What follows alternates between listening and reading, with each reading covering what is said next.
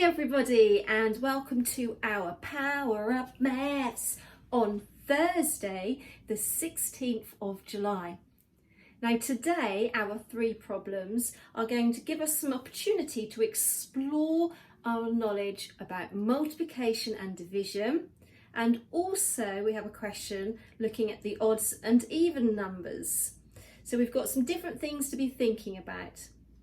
Before we do that, we just need to make sure that we just know where we're all up to with our multiplication knowledge. Now at the end of year 2, as you start to get ready for year 3, the expectation is that you are fluent, that you are able to recall and say out loud your times tables for the 2's, so that you should know all of your 2's up to the 12, your 5's, and your 10's. So today you are going to have some questions, some things to be thinking about, which involve the 2's, the 5's and the 10's.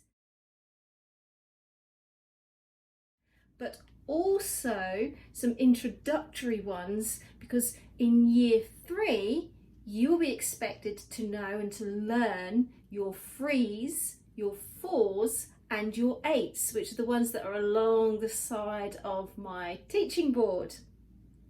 So your first problem this morning is getting you to think about and to use your knowledge about the facts and the relationship between multiplication and division. So you may think of your multiplication and division by using the arrays.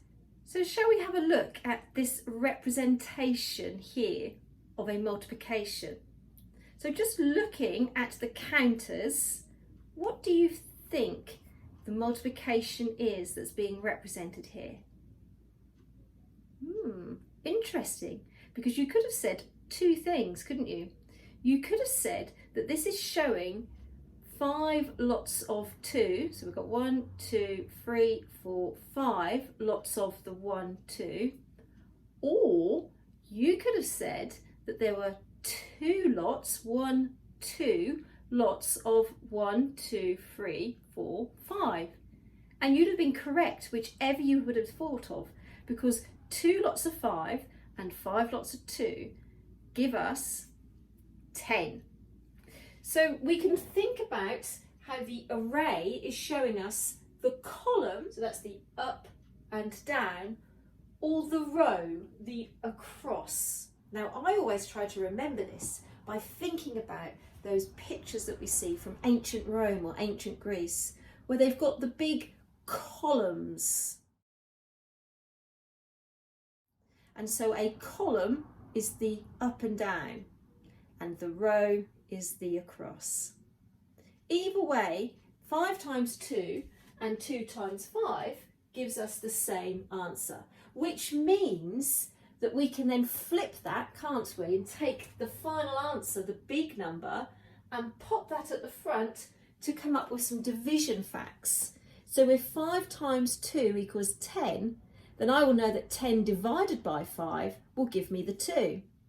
And the same for this, if 2 times 5 gives me 10, then 10 divided by the 2 will give me 5. So as you start your first problem this morning, looking at the way in which the number, the total, is being represented and the different ways that that can then be shown as a multiplication, I'd also like you to be thinking about, so how can that help you with your division facts? So, are you ready? Good. So for your first problem, let's pause and think.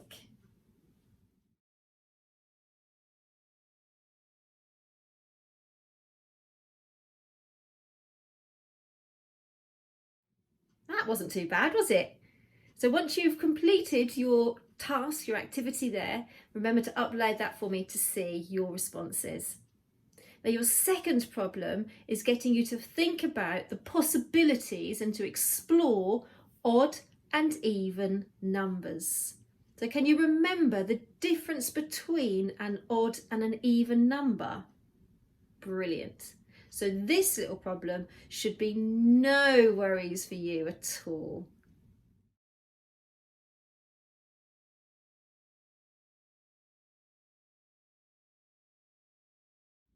Now, an expectation is that by the end of year 3, you will be fluent in your 3s, your 4s, and your 8 times tables.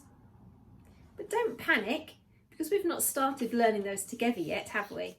And your final question, problem for this morning, is using the 3 times table, except it's using it as a division, as the inverse. So good luck. I look forward to seeing your fab maths learning this morning. And I'll pop on here as well for you some arithmetic questions, just a few extra little questions, just to get you to be able to explore a little bit more this idea of how our multiplication and our division, it's almost like having cousins, isn't it? They're not exactly the same, but there are definite links between them. Have a great day, and I look forward to seeing your maths work being uploaded into your activities.